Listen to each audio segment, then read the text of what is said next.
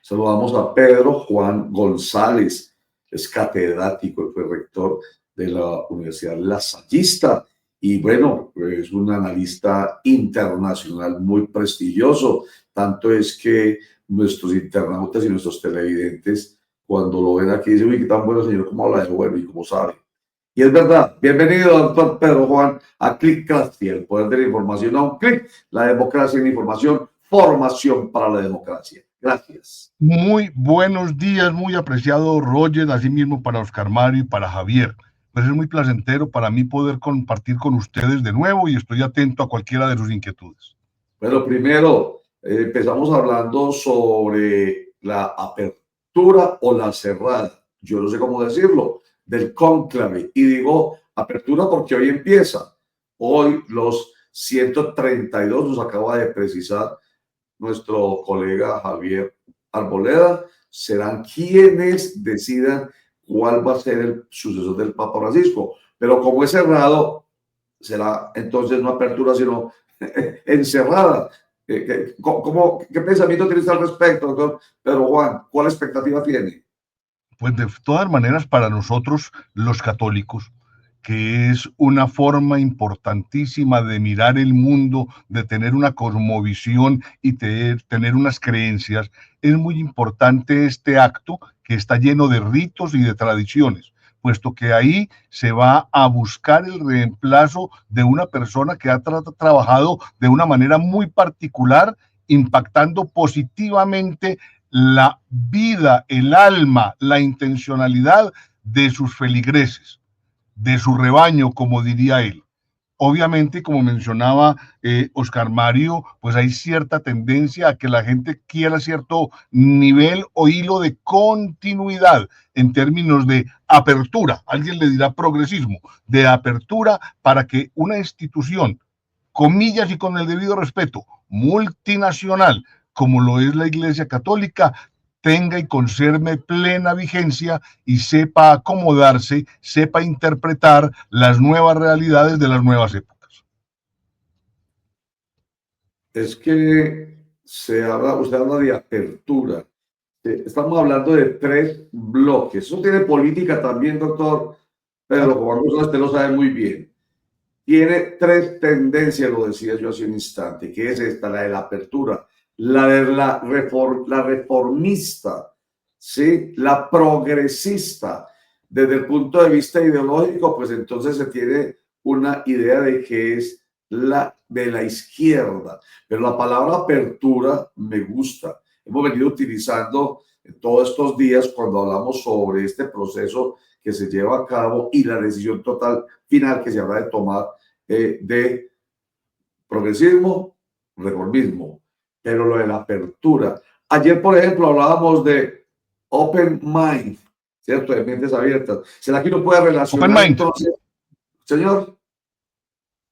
¿Será que uno puede relacionar esto? Open mind.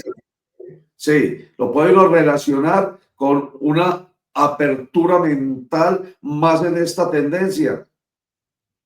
Yo diría que sí, apreciado Roger, porque de todas maneras cada época trae su afán. A mí, por ejemplo, me han tocado a través de la vida mía, desde mi nacimiento, estos papas. Pío XII, Juan XXIII, Paulo VI, Juan Pablo I, Juan Pablo II y ahora el Papa Francisco. Cada uno en un momento histórico particular, donde cada quien intervino de mayor o mejor manera, de mayor o menor manera, en la búsqueda del bienestar de sus feligreses y del mundo entero. Entonces sí hay que tener una sintonía con la realidad. Y para tener esa sintonía se requiere apertura mental.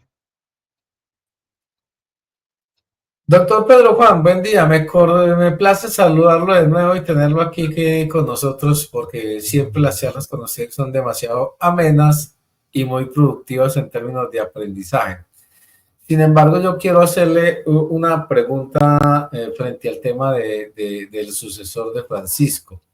Y es que en esos papas de los que usted habla, hay uno que a mí me parece que la historia le ha sido un poco, si se quiere, injusta, y es el aporte que le dio a la modernización de la iglesia Juan XXIII, con su famoso Concilio Vaticano II, porque fue un concilio vaticano, un concilio en el que la Iglesia no solamente hizo un mea culpa de su actuación, sobre todo en la Segunda Guerra Mundial, sino que de alguna forma reconoció la igualdad de los seres humanos frente a sus creencias.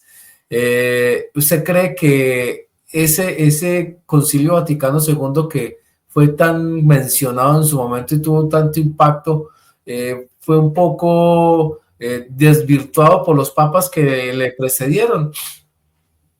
Como diría Marguerite Yourcenar, la primera mujer francesa en llegar a la Academia Francesa de la Lengua, tener razón demasiado pronto es lo mismo que equivocarse. Para mí, el Papa Juan XXIII con su Concilio Vaticano II fue un adelantado a la época. Tanto era así que en alguna entrevista el Papa Francisco mencionaba que todavía hay puntos del Concilio Vaticano II que están por implementar. Eso quiere decir que tocó varios tópicos, que tocó varias teclas sensibles y que de todas maneras hay mucha responsabilidad por parte de sus sucesores de darle continuidad a cada uno de los elementos que ésta contiene. Ahora, recordemos que también en términos de entorno, al Papa Juan XXIII y su concilio le tocó coexistir en medio del fragor de la Guerra Fría, con todo lo que eso implicaba. ¿Qué frase esa de Marguerite Yourcenar que se trae? Tener razón demasiado pronto es equivocarse. Excelente. ¿Sabe? Se me vino a la cabeza Débora Arango. ¿Te parece? Se me vino a la cabeza. Y personas como ella, personas que aparecen ante el mundo rompiendo los esquemas, las tradiciones. Estas personas son inmediatamente señaladas. Así tengan la razón. ¿Quién no le da la razón a lo que hizo Débora Arango o cualquiera de los tantos artistas que nosotros conocemos a nivel nacional e internacional, que lograron precisamente abrir la mente? Pero hablando de Débora Arango, nuestro productor José León es una persona ágil. Tan mencionamos un nombre por arte de magia, aparece el personaje. Oiga, doctor Pedro Juan, pero entonces volvamos al tema político-eclesiástico, si se quiere, político-económico-eclesiástico. Fundamentalmente, los hombres son los que están ahí. Eso está claro. Lo decía el Papa Francisco permanentemente, que somos la Iglesia, tiene que cambiar porque somos hombres, somos seres humanos. Así, la imagen del Espíritu Santo, que además era una de las que mostrábamos, aparecía allá simbolizada en lo alto, creo que era de la Capilla Sixtina, esté iluminándolos permanentemente. No es el Espíritu Santo, o tal vez sí, el que deciden los hombres que tienen intereses de izquierda, de centro y de derecha. Un saludo muy especial para Paula Andrea Medina Alzate, quien está aquí, y los saludo a usted especialmente, profesor. También un saludo de Fernando José Rojas Rivera. Excelente noticia, gracias Fernando José, gracias Paula. Entonces, son hombres de izquierda, de centro y de derecha. Entonces hay una pugnacidad y ahí hay unos nombres que incluso polarizan. Un poco podemos ver ahí la actividad política y económica y la injerencia externa hacia la cónclave, metiendo la mano, porque finalmente esos intereses van a tocar al mundo, van a tocar al mundo occidental y al mundo oriental, así el occidental sea más católico que el oriental. Pero Putin decía en estos días, el Papa Francisco, pues muy importante no solamente para el mundo de los católicos, sino para el mundo entero. Doctor Pedro Juan.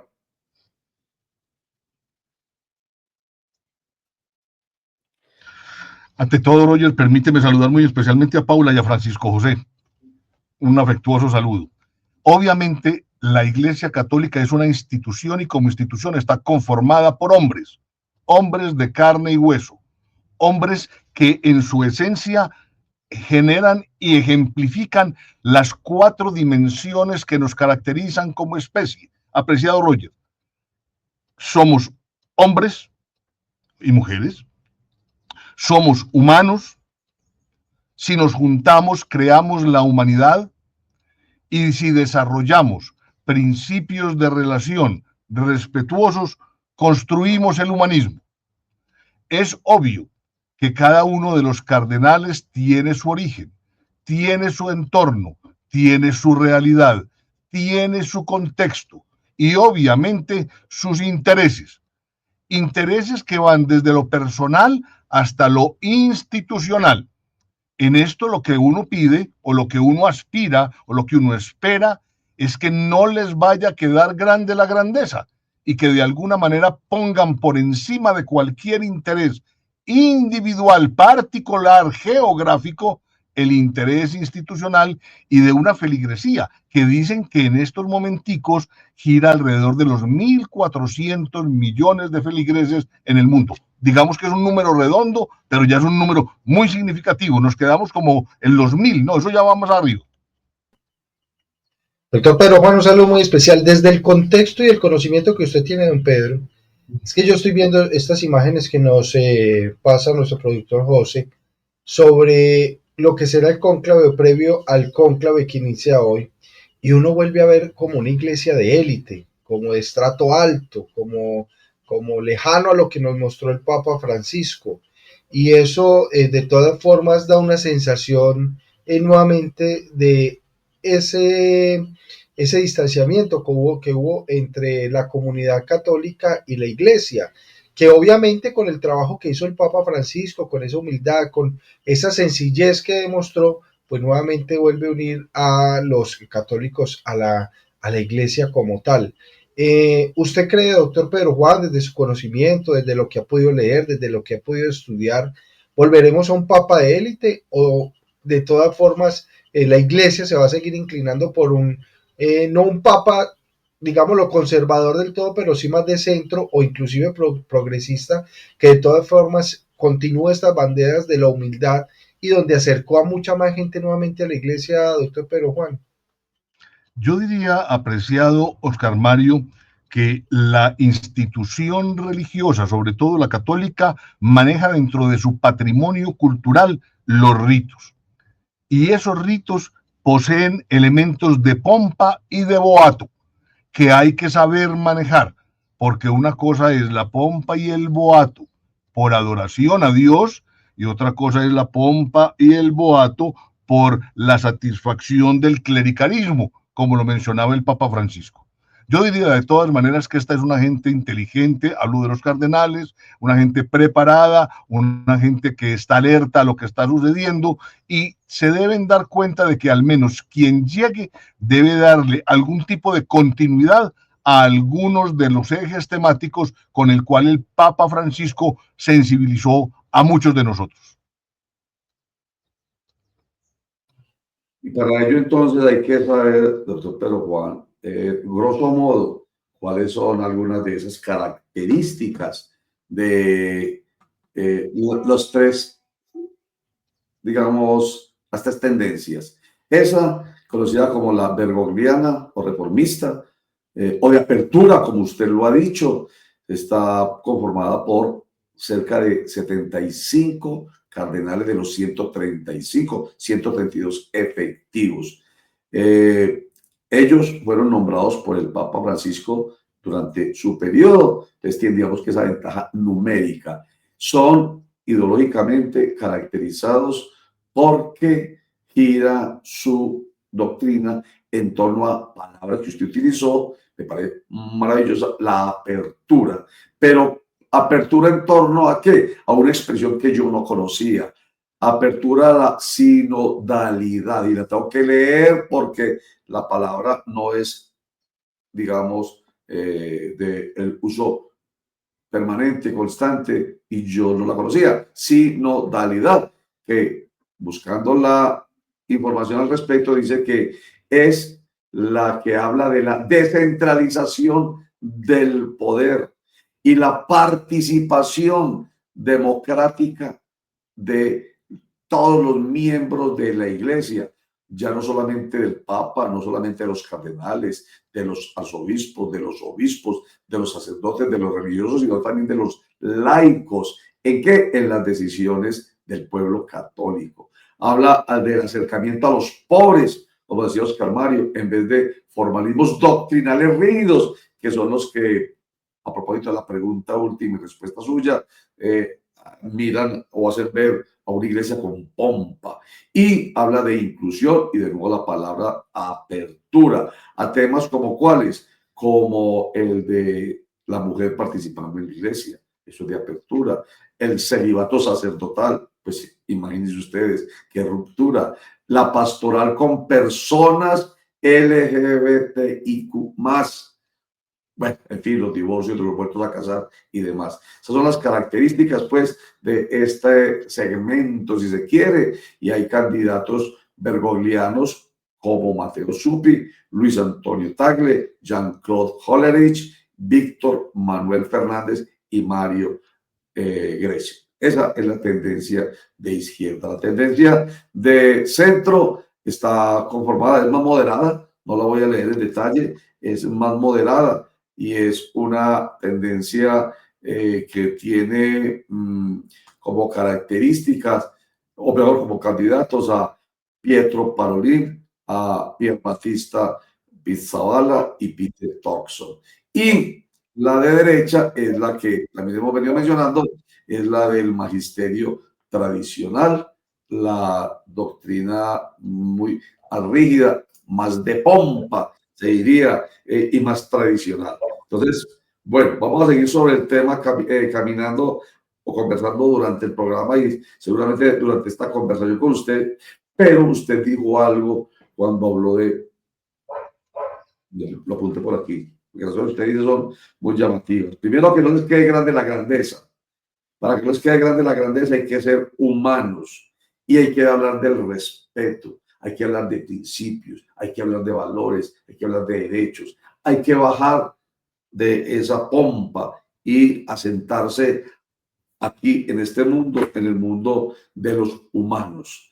Eso es lo que la Iglesia Católica supuestamente debe defender, el humanismo. El Papa Francisco habló permanentemente de humanismo. Nos dijo a nosotros los periodistas, señores periodistas, hagan ustedes lo que quieran con la tecnología, utilicen la inteligencia artificial, pero no olviden el humanismo. Doctor Pedro Juan González, ¿qué es eso del humanismo en términos, digamos, muy suyos como catedrático, para que entendamos que eso no se puede perder, sea quien sea el Papa elegir sucesor?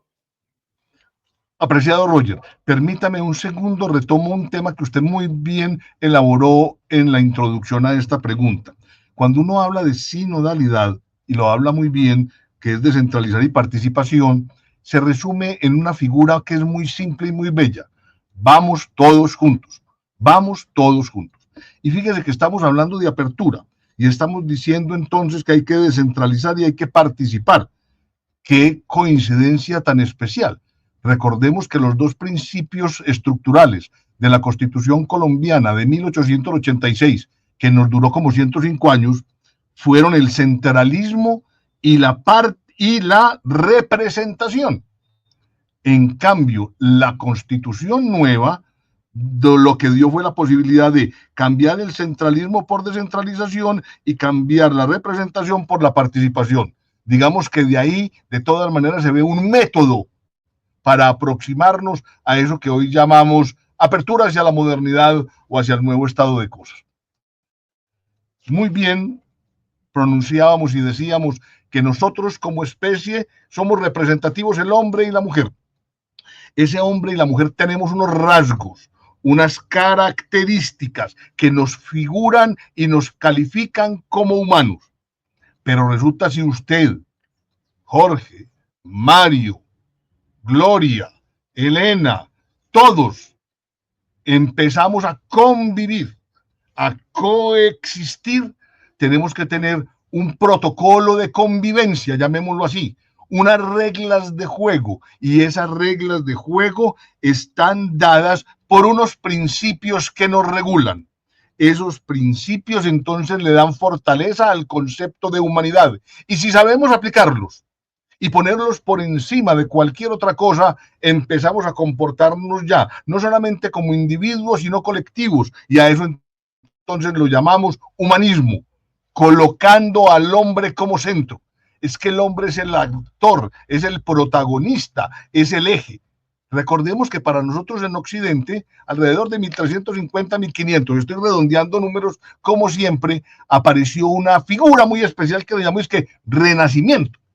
Y renacimiento quiere decir volver a nacer. ¿Y qué es volver a nacer? Es que veníamos de un periodo de oscuridad muy complicada, donde eran las fuerzas de la institución las que eran las dominantes, las preeminentes. Lo que quiso el Renacimiento es volver a colocar al hombre como centro, desde lo artístico, desde lo político, desde lo económico, desde lo cultural. Y eso dio pie a un proceso que aún hoy todavía estamos viendo evolucionar, como es la modernidad. En ese sentido, aparecen posturas y figuras, apreciado Roger, que no debemos olvidar: la moral y la ética.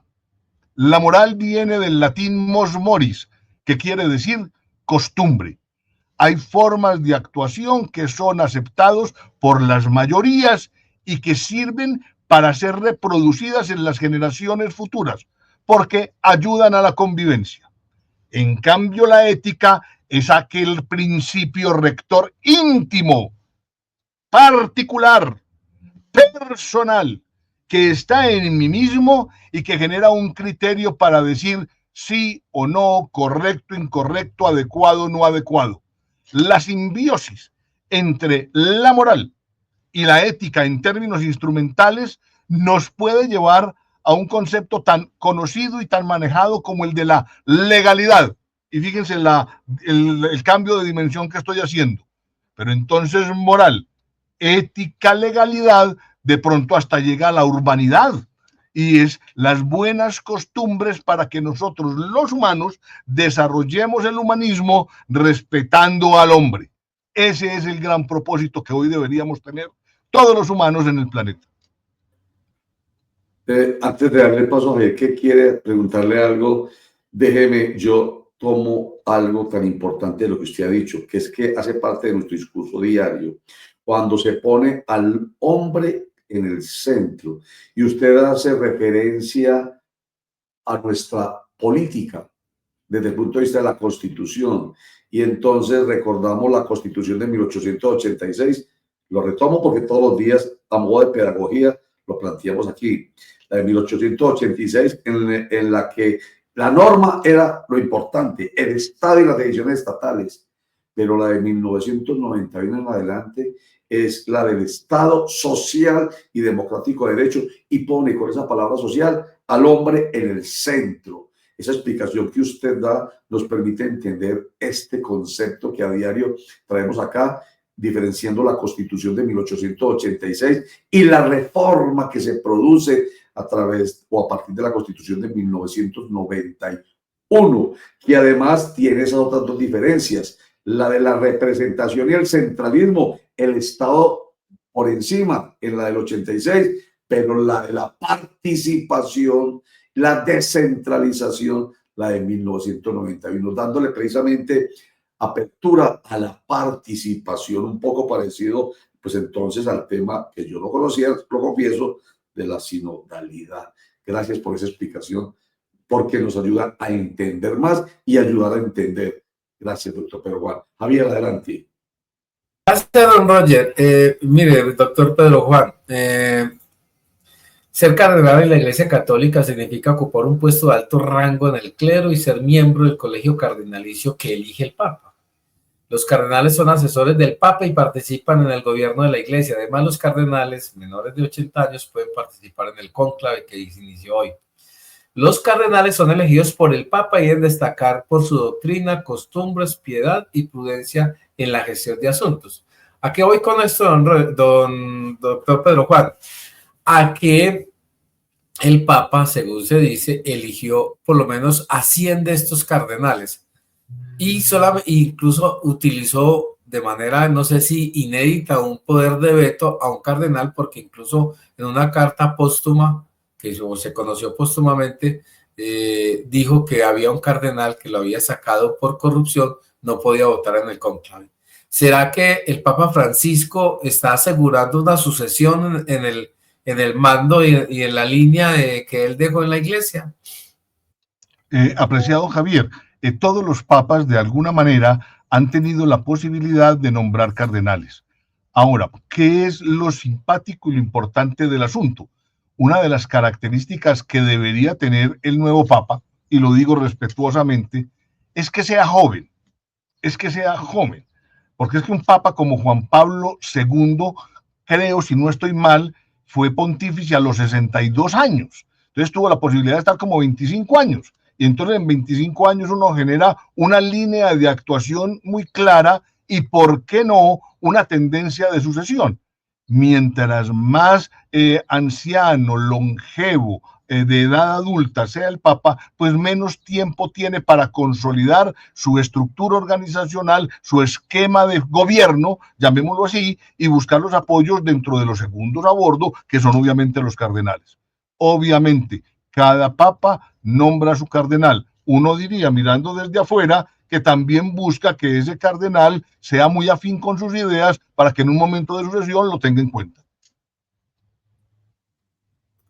Bueno, volvamos a lo que estábamos hablando del humanismo y de la ética de la moral. Y me voy a meter en un aspecto concreto que pues ya habíamos mencionado al principio de la conversación, y es el tema de la ética de la mentira. Empecé a hablar ahorita de la verdad, de la justicia, de los principios, los valores, que es lo que se supone hace parte de los protocolos, no solamente de los católicos, sino de los seres humanos. Y uno de esos aspectos importantes que nos enseñaron a nosotros en ese protocolo que nos sugiere el doctor Pedro Juan es el de, lo digo, el de la moral y el de la ética. Pero estamos pasando lamentablemente en estos momentos en el mundo a algo que ya no es la verdad, sino la llamada posverdad, muy relacionada con las redes sociales. La verdad no dada objetivamente por los hechos y los datos, sino por los sentimientos y las emociones. Esto ha generado la posibilidad y la apertura, si se quiere, a que la mentira, el engaño, el fraude, el populismo y todo eso que va en contra de la verdad se tome lamentablemente la vida de los seres humanos en la política y hasta en el periodismo. Qué cosa tan aterradora. Sobre esto le pregunto al doctor Pedro Juan enseguida, pero permítanme, porque esto nos inspira a ser mejores. La fábrica de la inspiración, la fábrica de todos, fábrica de licores y alcoholes de Antioquia. Doctor Pedro Juan, lo invito, y amigos internautas y televidentes, los invito a ver este segmento. Esto es de un video que el mismo doctor Pedro Juan nos envió en estos días y que nos ha inspirado a que hablemos de este tema, porque creemos que podemos aportarle a una mejor sociedad comentándolo. Veamos este segmento de ese video y le pregunto sobre ello finalmente, doctor Pedro Juan González. Aquí está. De hacer lo correcto, sino de lograr el resultado. La trampa dejó de ser una excepción moral para volverse regla implícita. Y el que la ejecuta bien, no solo sobrevive, lidera. Vivimos en una época donde el tramposo dejó de ser una figura marginal. Ya no se oculta, no se excusa ni se avergüenza. Se le aplaude si lo hace con inteligencia. Se le premia si logra resultados. Se le convierte en referente si, además, sabe contarlo con buena narrativa. El que se cuela en la fila y no recibe reproche, el que revende con sobreprecio y es llamado emprendedor, el que evade impuestos mientras da charlas sobre superación, todos son parte de una misma normalidad que ya no distingue entre lo astuto y lo injusto. La trampa ha dejado de ser una anomalía del sistema. Es su estrategia más funcional. Y lo más inquietante es que nadie se escandaliza. Porque todos, en algún nivel, entienden la lógica que se impone. Si el entorno premia la trampa, resistirse a ella no solo parece inútil, parece tonto. El sujeto no nace tramposo, aprende. Se forma en un entorno donde los discursos dicen una cosa, pero los premios van hacia otra. Se le habla de esfuerzo y mérito, pero lo que ve es que el que llega más lejos no siempre es el que más se sacrifica, sino el que sabe moverse mejor entre las grietas, el que domina la técnica del atajo. Y así, sin grandes debates éticos, la trampa se vuelve sentido común. Lo grave no es que se transgredan las normas. Lo grave es que ya no se les reconoce como tales. La trampa se ha convertido en práctica institucionalizada. Desde arriba se modela, desde abajo se replica. El político que roba pero inaugura obras es reelecto. El empresario que precariza es celebrado como líder. El influencer que manipula es admirado por su carisma. En este entorno, el ciudadano promedio entiende que la honestidad no cotiza, que lo correcto no paga, y que lo importante es llegar, a cualquier precio. Qué lamentable radiografía la que tenemos, ¿no, doctor Pedro Juan González? Porque eso que está diciéndose ahí, la verdad no es ficción, la verdad, es verdad. Lamentablemente es así, apreciado Roger. Algún analista importantísimo de la política, Nicolás Maquiavelo, acuñó una frase muy simpática: el fin justifica los medios.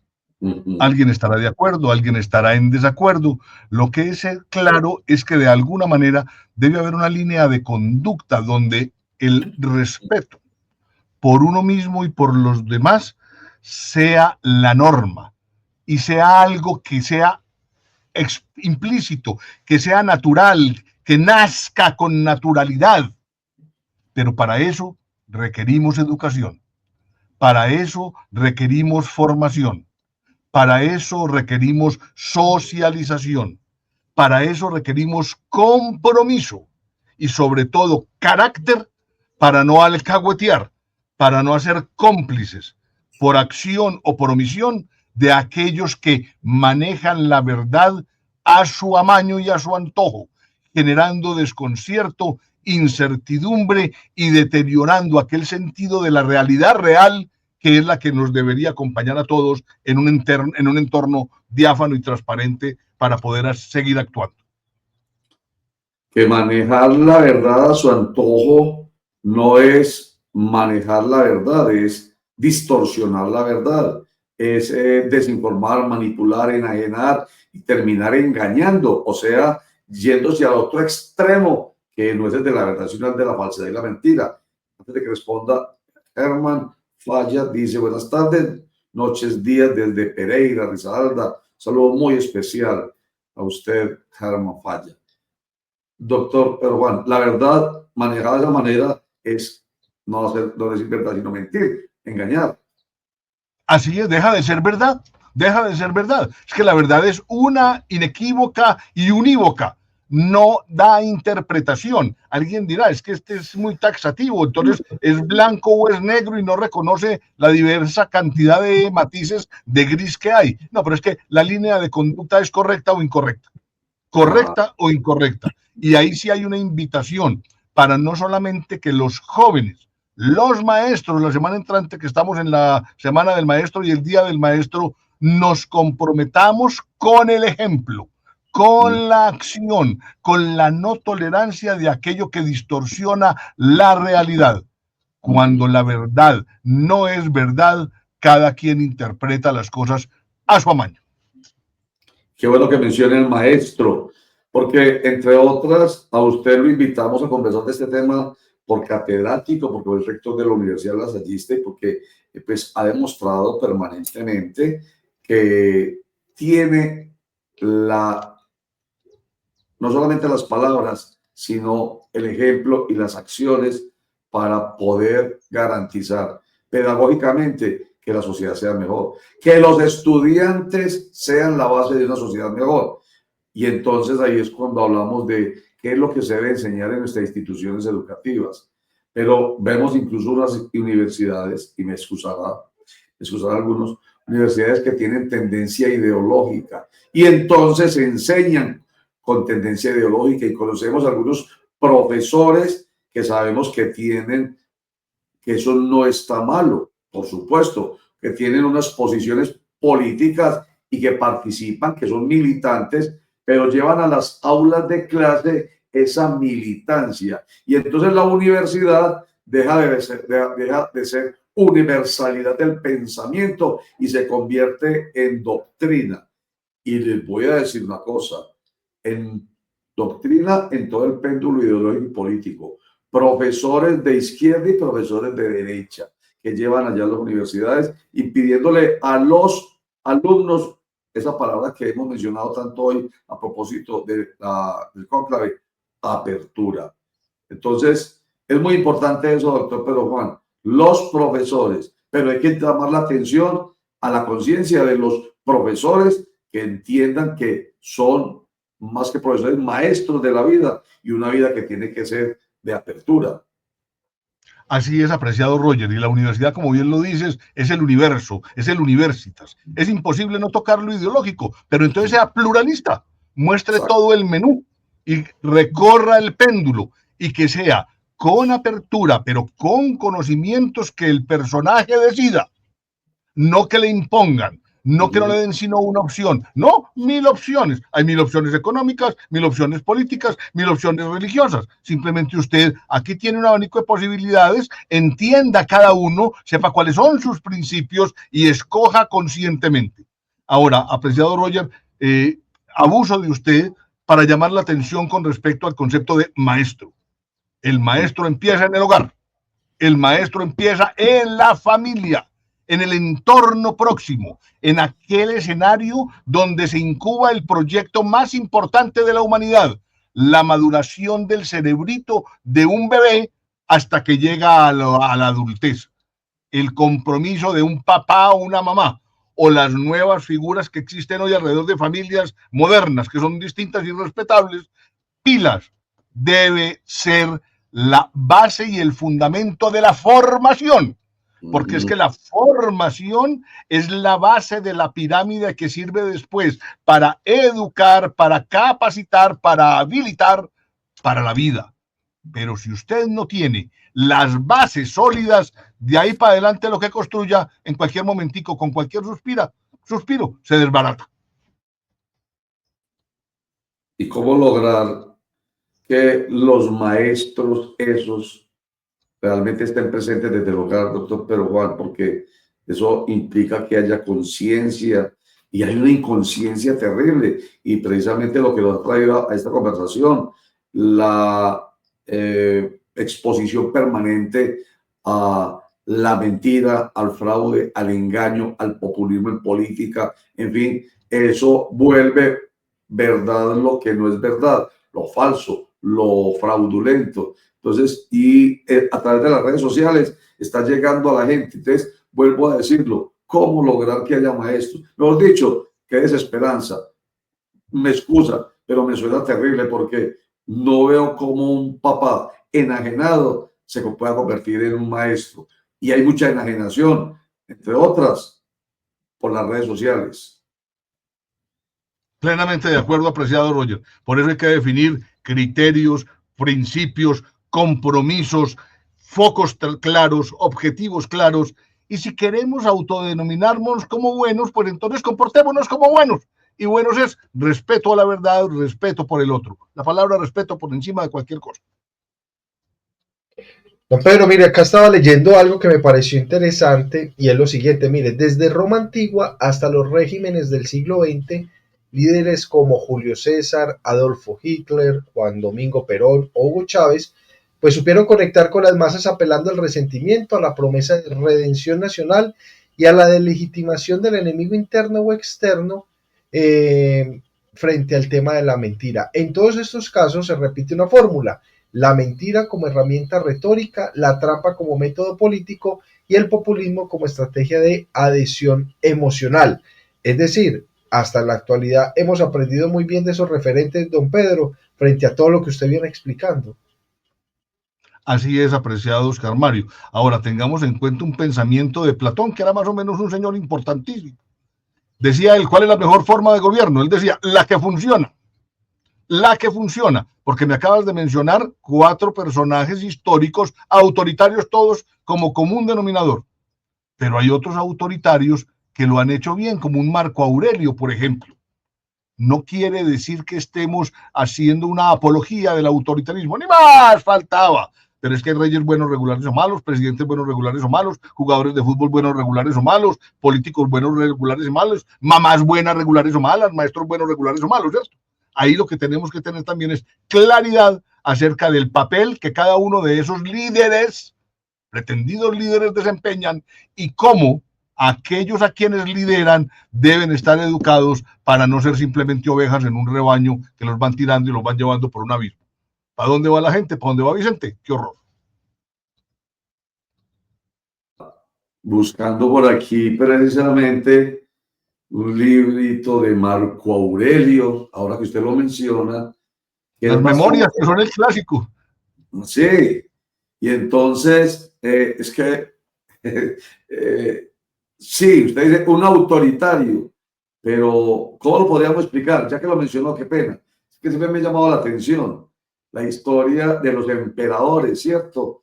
Que son así, obviamente era verticalidad, autoritarismo, totalitarismo, pero esto era un filósofo, ¿cierto? Era un pensador. Y la verdad que muchos de los elementos que nos deja a través de, pues, ahorita lo encontraré en el transcurso del día, de la emisión, pero mensajes que son incluso humanistas. Era un estoico, hasta donde tengo entendido. Entonces, sí, el papá del estoicismo en Occidente moderno. Imagínese usted, no me falló la memoria, el papá del estoicismo. Pero los mensajes son humanos, los mensajes son para una sociedad mucho mejor, construir una sociedad mucho mejor.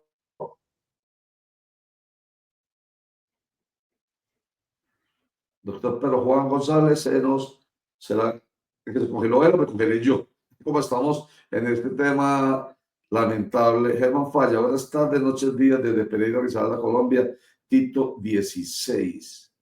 Edgar, este canal, ¿de dónde es? Edgar, este canal es del mundo, es de todos, porque precisamente lo decíamos al principio, como estamos en el ciberespacio, gracias a Dios podemos llegar a muchos lugares del mundo, pero se origina en Medellín. Pero muchos de nuestros invitados son de diferentes partes del mundo, porque gracias a la conectividad que nos da hoy en día el desarrollo de las tecnologías de la información y las comunicaciones, es un canal digital y tiene la posibilidad. Entonces, usted también puede participar, como de hecho lo está haciendo Edgar. Qué bueno. Entonces, estábamos hablando de esto, lástima que nos fue el doctor Pedro Juan González, pero me llamó mucho. Está, don Roger. Yo no pienso, pero existo, apreciado yo, Roger. Yo no pienso, pero existo. Eso. Venga, respóndame sobre el comentario sobre Marco Aurelio, que me llamó mucho la atención. ¿Cierto? Es más o menos, usted es el experto, yo simplemente soy un periodista que se encarreta alguna vez con alguien. Una vez me encarreté con Marco Aurelio y me llamó la atención por eso, precisamente porque era este señor con mentalidad de emperador, guerrero, pero con estas enseñanzas maravillosas. Doctor Juan. Yo diría que es el ejemplo platónico del rey filósofo, puesto que él lo que dice es que el hombre, si es capaz de dominar sus pasiones y tener autocontrol, es posible que proyecte sus elementos positivos. Lo estoy diciendo de una manera muy resumida, pero la idea es que si yo me controlo como Pedro Juan, mis pasiones, mis intereses, mis cosas, soy capaz de ser justo. Soy capaz de ser equitativo, soy capaz de aplicar la bonomía, soy capaz de ser una persona que es capaz de interpelar los intereses de los demás. Es por ese lado. Un excelente ejemplo para nuestros gobernantes de todo el mundo y de todas las tendencias. Javier. Es que frente a lo que plantea el doctor Pedro Juan, quiero hacerle una inquietud o que él nos haga un análisis sobre lo que se ha impuesto en la narrativa de los últimos años, sí, muy del orden mundial, pero también del orden local, y es la posverdad, y es imponer una verdad que simplemente acude a la fibra, a los sentimientos, y no a la veracidad de los hechos. ¿Estamos en Colombia plagados de esa posverdad, doctor Pedro Juan? Yo diría que sí, como estamos plagados en el mundo entero, porque ya somos ciudadanos del mundo, cosmopolitas. La hora de la verdad es la cotidianidad, es el día a día, es que nos entregan titulares, solamente titulares, sesgados o no sesgados. Ahora, algún analista muy profundo diría que es muy complicado manejar, digamos, un alto estándar de verdad para lo que hoy llamamos medios de comunicación. Cuarto poder en algún momento del tiempo. ¿Por qué? Porque todos los medios de comunicación tienen dueños y los dueños tienen intereses. Entonces, por ley transitiva, los medios de comunicación, hablo de las grandes multinacionales, defienden los intereses de sus dueños. Ahí se pierde la objetividad, ahí se sesga la realidad y de alguna manera ahí se distorsiona, como dice Roger, el concepto de verdad. Pero Juan, mire, estoy acá también analizando unas cifras que me llaman la atención y dice lo siguiente: según un informe de Reuters Institute en el año 2023, el 58% de los usuarios de redes sociales en América Latina asegura haber estado expuesto a desinformación política. Ponen un caso concreto de Brasil. Dice que durante las elecciones de 2018, un estudio del Instituto de Tecnología de Massachusetts reveló que las noticias falsas se difundieron 70% más rápido que las verdaderas. Entonces, este tema de ese cambio de conciencia, ese tema de si nos están mintiendo o no, hoy con esta autopista de lo digital, de las redes sociales y de todo, pues inclusive parece mentiroso, y para que ese mentiroso pueda crecer y pueda llegar a lograr lo que quiere, pues es mucho más fácil, porque tiene todas las herramientas, tiene todos los canales, tiene todo frente a mentir para lograr sus objetivos, doctor Pedro Juan. Tienes toda la razón, apreciado Oscar Mario. Ahora, tienen un caldo de cultivo muy especial. Es que el ciudadano del común, no educado, no formado, no con criterio, cree cualquier cosa. Es ingenuo, o peor, es morboso, entendiendo por morbosidad aquella posibilidad de sacarle jugo a aquello que es maluco. Entonces, también hay una situación ahí complicada con respecto al receptor de esa información. Juan González, catedrático, analista internacional, es rector de la Universidad Lasallista. Como siempre, usted nos ayuda a entender temas diversos, y hoy este tan importante que tiene que ver con el humanismo y con una mejor sociedad a partir de la verdad. Y una palabra que usted utilizó, simplemente la tenemos en claro, yo creo que es la clave: respeto. Respeto por la dignidad, respeto por el otro, respeto por la tolerancia, en fin, respeto, que es un valor. Doctor Pedro Juan, qué tan rico. Fernando José Rojas Rivera, nuevamente gracias por estar presente. Vamos a discutir. Paula Andrea Medina Alzate, que los saluda a usted como profesor, y con ellos podemos tranquilamente. Germán Falla, desde Pereira, en esta conversación, y los mencionamos porque este tema llega a mucha gente y pueden participar. Edgar también, pueden participar tranquilamente en estas conversaciones, escribiéndonos o llamándonos. Doctor Pedro Juan, muchas gracias. A usted, Roger, muchas gracias por la invitación, siempre dispuesto y abierto a poder compartir con ustedes. Muy amable, Pedro Juan González. Además, abusamos un poquito porque necesitaba irse un poquitico antes, pero es que habla tan bueno que aquí hacemos. Permítame, José, el último mensaje de Edgar, que no lo alcancé a leer, ya que tocó el ámbito familiar y gubernamental en ambos casos. Esos líderes deben ganarse el respeto de sus liderados, porque aún hay papás que quieren imponer su respeto a golpes y sus súbditos callan. Excelente, Edgar. Y utilizó la palabra ahí. Permítame nuevamente, antes de mencionar, de leer a Germán, la palabra clave que yo tomé como conclusión de lo que dijo el doctor Pedro Juan González, porque él también la resaltó: respeto. Se gana el respeto, la autoridad se gana el respeto, el papá se gana el respeto, el profesor se gana el respeto, el empleador se gana el respeto, el gobernante se gana el respeto, no se ganan el miedo. Valga utilizar la expresión Edgar. Yo no lo respeto, entre comillas, a usted por miedo o por chantaje, que es lo que pasa en la vida familiar, en la escolar, en la universitaria, pues en toda la vida académica, en el trabajo, en la vida con nuestros gobernantes. Uno no puede supuestamente respetar, entre comillas, le pongo las comillas, Edgar, a ese personaje que debe infundir respeto y no miedo, no autoritarismo, no es a la fuerza, no es, permítame la expresión que es muy paisa, me recuerda mucho a mi papá que decía, las cosas no se hacen a la berraca, porque a la berraca las cosas no funcionan. Tiene que ser con el ejemplo, tiene que ser con pedagogía, tiene que ser, y volvemos a la palabra, ganándose el respeto, que es un valor, el valor del respeto, el de la tolerancia, el de la solidaridad, el de la amistad, el del compromiso, el de la disciplina y el del humanismo. Todo eso nos lleva incluso a eso, a ser más humanos.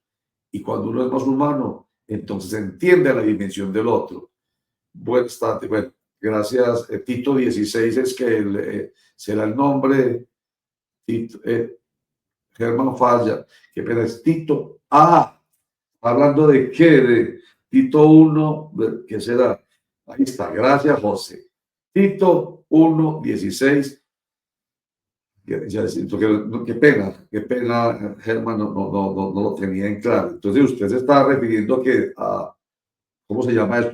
Versículo, ¿cómo se llamará?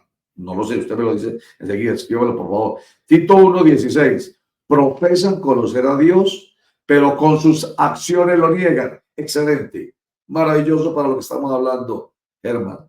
Profesan conocer a Dios, pero con sus acciones lo niegan. Son abominables, desobedientes e incapaces de hacer algo bueno. Y a propósito, lo dijo nuestro invitado ahorita, para ser bueno hay que ser bueno, simplemente. Y esto ajusta con lo que empezamos hoy a hablar a propósito del inicio del cónclave, este 7 de mayo, que esos 132 cardenales deben estar inspirados por el Espíritu Santo. Y si no se cree realmente en la imagen, digamos, real de un Espíritu Santo bajando sobre las cabezas de los cardenales, sí es lo que significa el simbolismo de gente buena que ha de elegir un papa bueno para que el mensaje que entregue al mundo sea bueno. Aunque Javier, usted que contaba ahorita, y Oscar también puede participar, usted contaba ahorita una historia de un momento de cónclave que duró ¿cuántos días? O sea, 3 años casi o más de 3 años.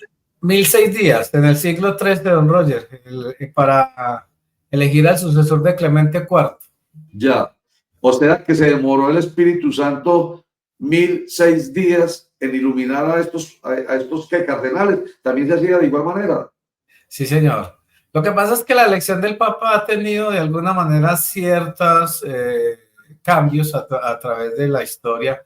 En la Edad Media era muy, digamos, usual, que era casi que un asunto heredado y disputado por las coronas de su época. Y bueno, después vino lo que se llamó la Inquisición y bueno, muchas cosas que han transformado y han puesto un sello muy importante en la elección de los papas, pero siempre ha sido como el objetivo principal, el sucesor de Pedro. El poder, pero antes de dar la palabra a Oscar Mario, recordé algo con este tema suyo. Es que, si mal no estoy, ese episodio de los 1006 días de demora es porque la puja era entre que querían un papa francés o un papa italiano y no se ponían de acuerdo. ¿Y sabe qué pasó? Si mal no estoy, si es la misma historia, ¿sabe qué pasó? El pueblo se emberracó, permítanme, utilizo otra vez la palabra de mi papá, El cónclave más largo de la historia ocurrió entre 1268 y 1271 en la ciudad de Viterbo, Italia, tras la muerte del Papa Clemente IV, que es el episodio que nos trae hoy Javier. Gracias. Pero miren, entonces la gente se emberriondó, para no utilizar la palabra tan paisa, porque nos ven como los productores de Galavariza. ¿De dónde estamos? De Medellín, Antioquia, Colombia. Nosotros los paisas hablamos así, pero no en medios de comunicación. Pero a veces utiliza la expresión porque es muy disidente. Entonces, cambiémosla por se emberriondó el pueblo. ¿Y saben qué hicieron? Privaron a esos cardenales de todas esas comodidades que ahorita estaba criticando Oscar Mario Correa. Esa pompa, ese boato propio de la iglesia, de la jerarquía eclesiástica, y los pusieron a dormir en unas esteras. ¿Por qué? Porque estaban felices tomando vino, comiendo opulentamente, entonces así podían quedar toda la vida sin decidir quién iba a ser el sucesor de Clemente IV. Entonces, el pueblo se emberriondó. ¿Sabe quién me contó esa historia? Esa historia me la contó Néstor Armando Alzate. Tuvimos. Sentí envidia de la de buena Don Roger cuando lo vi en Sinergia hablando sobre él, porque es un tipo no solamente que sabe mucho, sino que es demasiado ameno a la hora de contar las cosas. Entonces uno se encarreta con Néstor, impresionante, y es muy, decir, eso casi que lo hipnotiza a uno con su sabiduría y con la forma en la que expresa esa sabiduría. Estamos en mora, Don Roger, de invitarlo a Cricracia. Bueno, mañana lo invitamos, pero mire, usted vio Sinergia Informativa para Edgar y los demás colegas, Germán, y personas que están viéndolos. Sinergia Informativa es otro programa de este canal, el canal.co, que se emite todos los días a las 2 de la tarde y a las 9:30 de la noche. Ahí invitamos a un señor que se llama Néstor Armando Alzate, que es un periodista, historiador y sabe mucho de los papas, porque trabajó en Televid, que es un medio de comunicación antioqueño muy dirigido al tema religioso católico, y él acompañó, si mal no estoy, 9 viajes del Papa. Entonces sabe mucho de los papas. Pero venga, Oscar, perdóname, que es que José ha estado pasando unas leyendas ahí que no alcanzamos a ver. Vamos a leerlas todas. Oscar o Javier, por favor, lean ustedes. El cónclave más largo de la historia ocurrió entre 1268 y 1271 en la ciudad de Viterbo, Italia, tras la muerte del Papa Clemente IV. Eso era lo que yo decía, en el siglo XIII. Y este proceso de elección papal duró casi 3 años debido a la falta de consenso entre los cardenales, quienes estaban divididos por fuertes tensiones políticas. Recuerden que los reyes en su momento eran determinantes a la hora de elección de un papa. Recordemos, uno de los cismas de la Iglesia Católica lo provocó un rey. ¿Quién? Enrique VIII de Inglaterra, quien debido a la molestia que le causó que no le anularan su matrimonio por el papa, pues fundó su propia iglesia. Y hoy, por ejemplo, el rey de Inglaterra es el papa, entre comillas, de la iglesia anglicana. Así es. Siga leyendo. Para presionarlos a tomar una decisión, las autoridades locales redujeron sus raciones de comida. Eso es paradójico. Y hasta retiraron el techo del lugar de reunión, exponiéndolos a la inclemencia del clima, don Roger.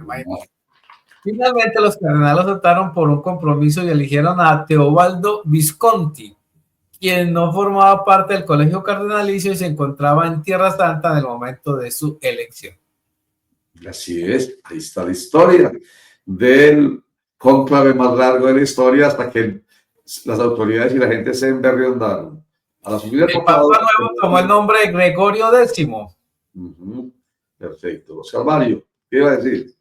No, Roger, que volviendo al tema de la mentira, que me pareció un tema muy acertado, hablado con el profesor Juan, que siempre que hablamos con él se nos va el tiempo muy rápido porque habla muy bueno, pues me encontré con varios ítems importantes. Mire, el éxito del tramposo, ¿por qué la gente lo aplaude? Al menos hay 3 razones fundamentales, don Roger y don Javier, e internautas. Mire, 1, la desconfianza institucional. Según Edelman Trush, Barometer en 2024, el 62% de la población mundial desconfía de gobiernos, medios de comunicación y élites económicas. En este vacío de credibilidad, el líder populista aparece como el salvador. El segundo ítem, crisis económica y desigualdad. El Banco Mundial estima que más de 700 millones de personas viven con menos de 2,15 dólares al día. En contexto, así, el discurso populista encuentra terreno fértil al señalar culpables y ofrecer soluciones simplistas. Y el tercer ítem es importante, la fatiga democrática. En países donde las democracias han fracasado en garantizar equidad y justicia, crece la nostalgia por figuras autoritarias. Latinovaro, en el año 2003 un estudio dice que solo el 49% de los latinoamericanos cree que la democracia es preferible a cualquier otra forma de gobierno, una caída preocupante desde el 63% en el año 2010. Ítem importantes ahí sobre el tema de la mentira y el poder y por qué elegimos a sus gobernantes, así nos digan mentiras. Don Roger, para terminar el tema anterior, es que hay un dato muy importante. Sí. Y es que Clemente X instituyó el cónclave a raíz de esa situación. Entonces, él instituyó el cónclave y el mecanismo del cónclave como se utiliza hoy. Es decir, encerrarlos para que no tuvieran ninguna injerencia y no salir de ahí hasta que no eligieran un papa. Excelente. Entonces, para terminarlo, les cuento otro aspecto rapidito antes de irnos a un corte, que también nos lo contó en Sinergia Informativa Néstor Armando Alzate. Dice Edgar, ustedes moderadores se ven muy religiosos y eso está muy bien, pero desde que comencé a averiguar el pasado oscuro de la religión católica, ahora veo al cachudo como un buen samaritano. Al cachudo es que el cachudo, ¿qué? Yo no sé si parece ser.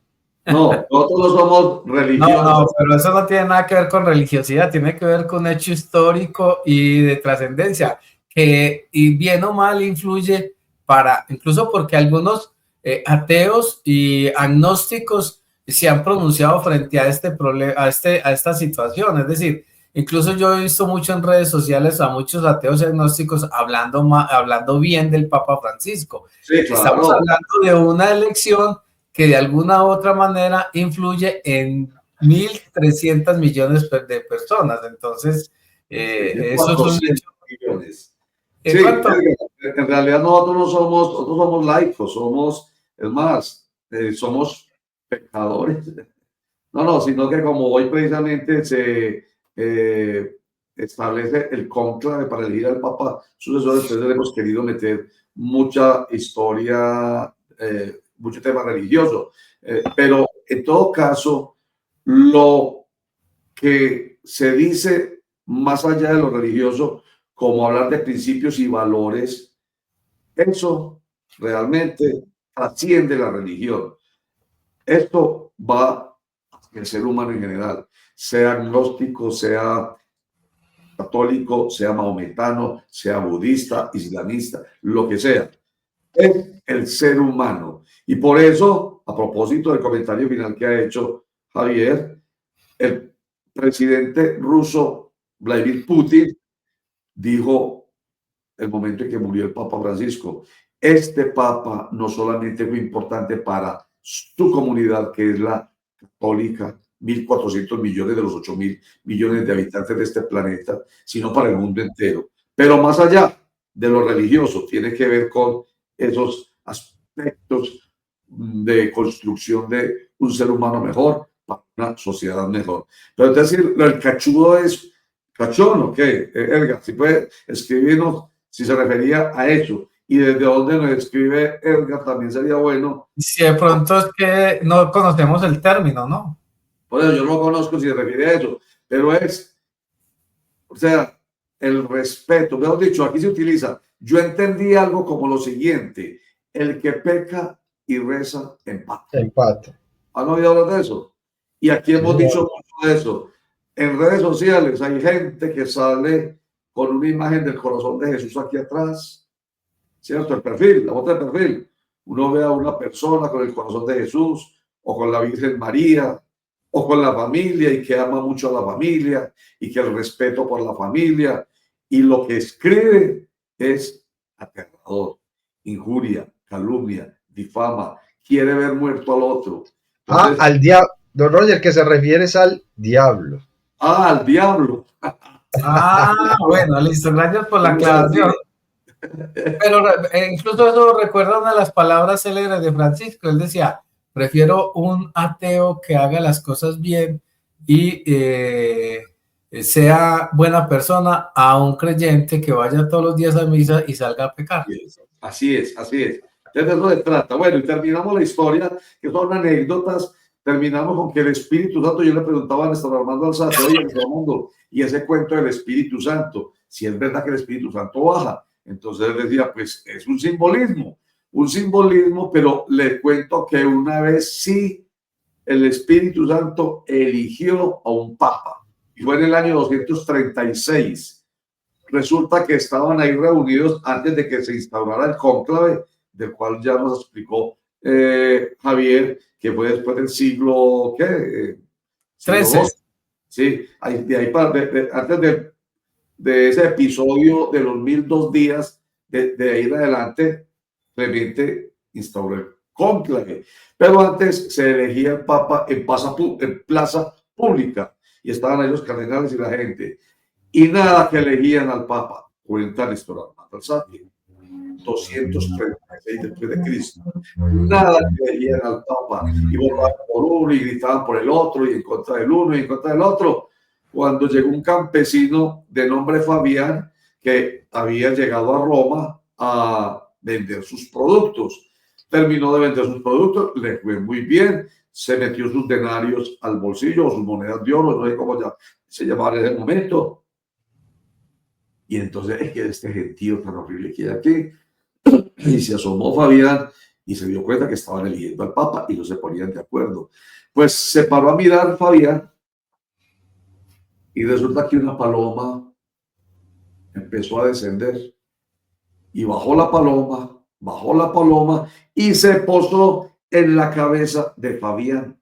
Entonces todo el mundo dijo, oh, se oyó el grito y la exclamación de, oh, el Espíritu Santo, que es como se representa, o perdón, una paloma, que es como se representa el Espíritu Santo. Oh, el Espíritu Santo ha decidido. Y resulta que al campesino Fabián lo eligieron en 236 Papa. ¿Cuál fue el nombre que tomó? Siguió con el mismo nombre, Fabián. Así que le dejamos esa historia. San Fabián, que fue Papa de la Iglesia Católica desde 236, y miren que duró un campesino iletrado hasta el año 250 después de Cristo. Fue elegido de manera inesperada cuando una paloma se posó sobre él durante la elección papal. Gracias, José. Era un laico romano, no un sacerdote, cuando fue elegido. Durante su pontificado fortaleció la estructura de la iglesia y promovió el orden entre las diócesis. Fabián.